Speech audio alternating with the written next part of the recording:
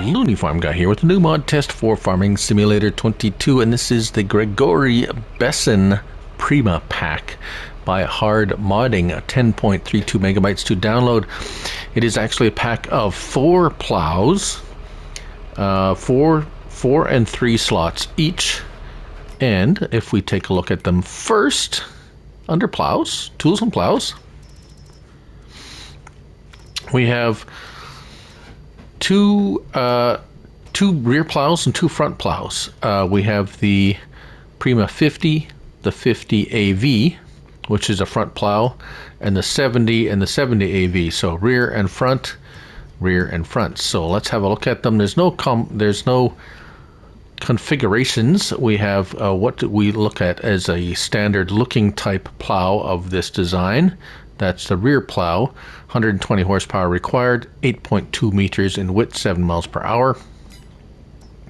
And then the front mount plow, as you can see, the mount is here, and the shovels point that away. So that's 1.2 tons, 120 horsepower required, 1.6 meter at 7 miles per hour. So same is true for the larger one, 3 meter rear plow. It's 170 horsepower though, and the 2 meter front plow at 150. So adding up those horsepowers, this one at 240 horsepower tractor would be required for the small set, and the large set I went with the 350, I think, something like that, which is this one here.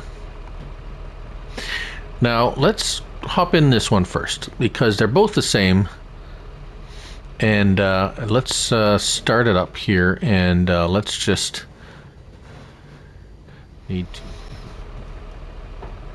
sorry about that. Yes, so they you have to unfold them, or you have to fold them in order to be able to drop them. It's very weird, but anyways, I managed to get them off the tractor to start with because I wanted to show you how to hook it up. So we'll hook up the front one first, just because, well, because L1 and unfold. So now it's going to go into a configuration like that. We also have L1 and rotate, which we will do because we're pointed the other direction, and it needs to be pointing like so for us to demonstrate this particular plow. Now we'll hook up the back,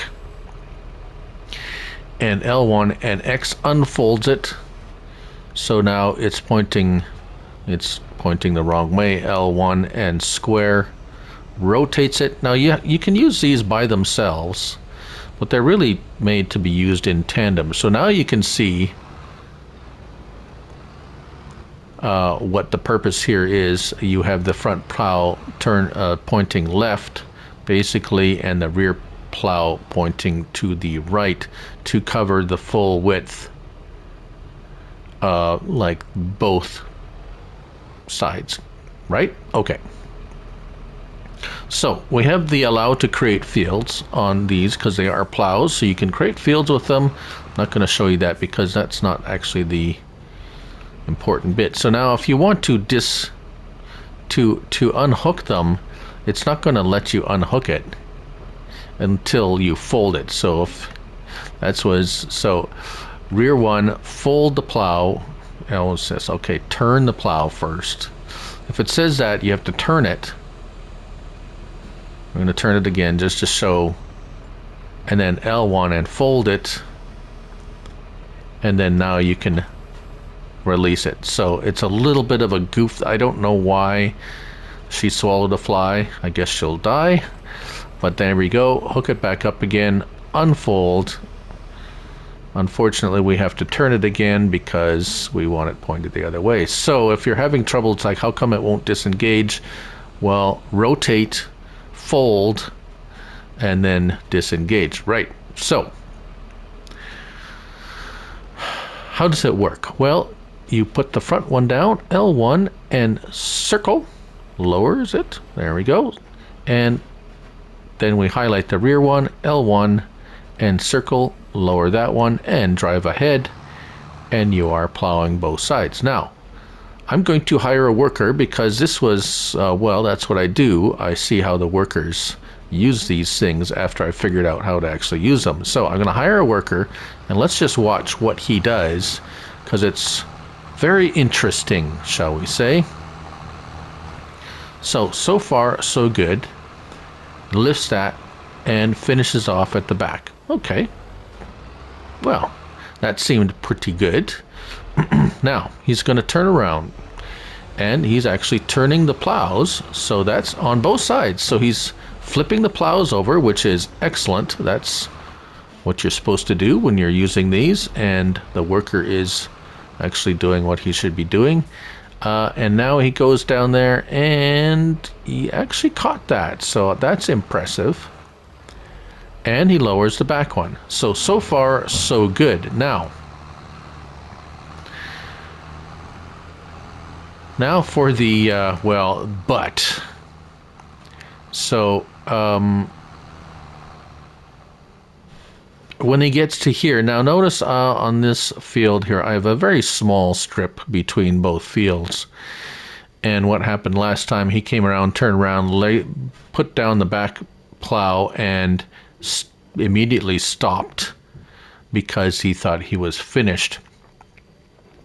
Now I let the other one go. I do have the smaller one on a smaller tractor, and this is what he did. This is the mess he made here.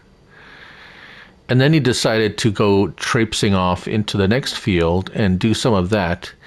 And then he ended up going and doing this in the next field over, even doing this until he finally stopped, or I don't know, dropped from exhaustion from his insanity or the delusion he was in. So fortunately, none of this is going to be permanent, but you can see the damage these workers can do when left to run amok. And as we see here, let's watch what he does. Is he going to actually do? Yeah, he's just going to do that. So nothing like the nothing like he did over at the other place, or at the other side, where he acted actually very normally. Here he's actually going to do, as you can see before your eyes. What is he going to do? He's going to turn around and he's going to start plowing this other field because it's a little bit too close. And yes, he's going to, then he's going to do that. See, drop the back one, and it's like, oh, wait a minute. Now, so that's what happens. He's just going to keep going back and forth like that all the way down the field, like this guy did over here. So all is fine in the world unless your fields are a little bit close together like these. So I would suggest, if you're using these, to have a wide berth of field or grass or meadow or something, not a field, meadow or grass or cement or something that is not field, so that they don't keep doing this, which would be highly annoying if you had hired a worker to do that. So impressive and caution in the same kind of a thing there for you. Other than that, it seems to work quite well. I mean, manually you can use it, other than the quirkiness in order to be able to drop it. Yeah, so I'll let you decide whether or not that's something you're going to want to fiddle with or not. But that's how it works, and just be aware of the if you have very small borders between your fields, he could run amok very easily. And that's the Gregoire Besson Prima pack by HardModding, 10.32 megabytes to download.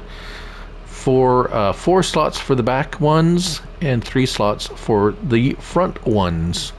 And I not necessarily don't think it's a problem with the mod. I think it's a problem with the game AI not kind of recognizing that they're venturing into another field. So I don't think it's a mod problem, as a matter of fact. I think it's a game programming, just a situational problem that you should be aware of there. Right, and that's all there is. Thank you all for watching. I'm Looney Farm Guy, and remember, it's only a game, so till next time, bye for now.